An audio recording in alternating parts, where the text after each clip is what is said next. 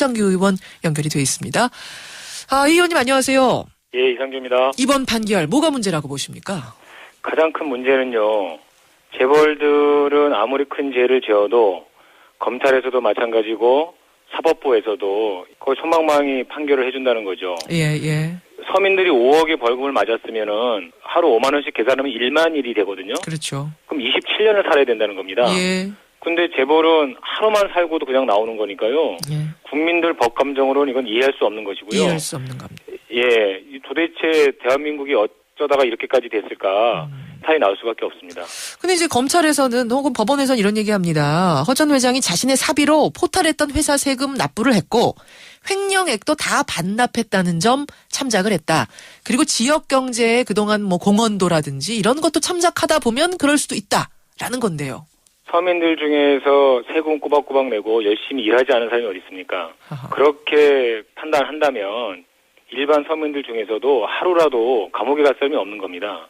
재벌들이라고 하는 사람들은 기본적으로 경제사업을 하는 사람들이기 때문에 그 정도의 사회적 기여는 당연하게 되는 거죠. 근데 그거마저도 그 한 명이 한 것이 아니라 그 회사에 딸린 수많은 그 노동자들, 직원들이 함께 일해서 된 거 아닙니까? 그래서 그 논리는 가진 자들을 위한 그런 변명, 가진 자들을 위한 검찰, 가진 자들을 위한 재판부라고 하는 것을 스스로 시인하는 꼴입니다. 알겠습니다. 어떻게 이렇게 사상 초유의 솜방망이 처벌이 나왔는가 두고 지금 복합적인 원인들 여기저기서 지적이 되고 있습니다만 그중 하나로 전관예우도 지적이 되더라고요. 허 전 회장 측이 선임한 1심 변호인이 4명인데 광주지법원장 출신이었다는 겁니다. 그 4명이 사실인가요? 예, 그렇습니다. 그러니까 그 검찰이 구형한 것도요.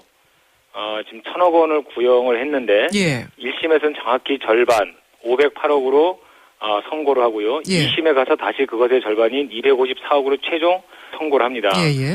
근데 재밌는 거는 이 검찰이 1,000억 원을 구형하면서 동시에 선고유예를 해달라고, 즉 무죄로 해달라고 하는 것을 같이 요청하거든요. 기간이 어느 정도 지나면 없던 선고로 해달라. 선고 안 해도 된다. 선고유예. 그렇죠.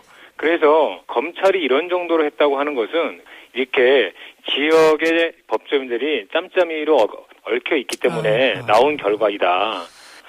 저는 허 회장이 진짜 이렇게 노역장에 들어갈 거라고 생각을 못했는데 이런 행태까지 나오니까 국민들의 분노는 이거는 들끓 수밖에 없습니다. 노역은 무슨 노역을 합니까? 들어가서?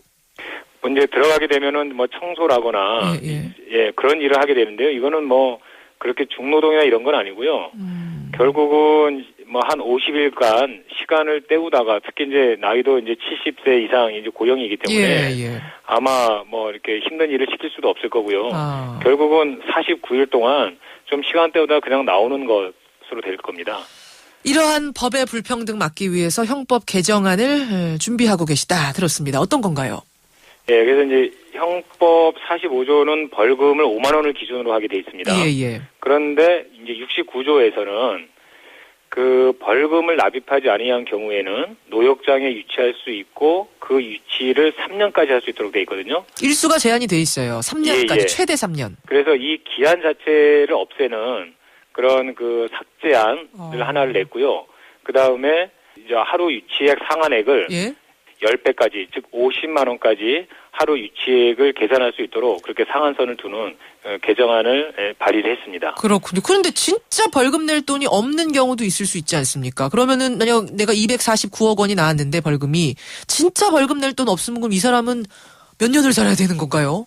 그런데 이 사람들은 이것 이상의 경제적 이익을 취한 사람들이기 때문에 이 벌금이 나온 겁니다. 충분히 이 벌금은 낼 수 있는 벌금이죠. 서민들에게는 오히려 100만 원이든 500만 원이든 그거를 못 내서 노역장 유치하는 사람들이 많이 있습니다. 하지만 이것은 쥐어짜내면 나올 수도 있는 벌금인데 대부분 그냥 이렇게 솜방망이로 처벌받다 보니까 몸으로 때우고 돈 굳히는 경우가 많다 이런 말씀이세요. 그러니까 가진 사람들이 얼마나 더 지독한지 하는 것을 여실히 보여주는 사례라고 봅니다. 언제부터 이 발의 작업은 진행이 됩니까? 상한선을 정하는 그 개정안은 이미 발의가 돼 있고요.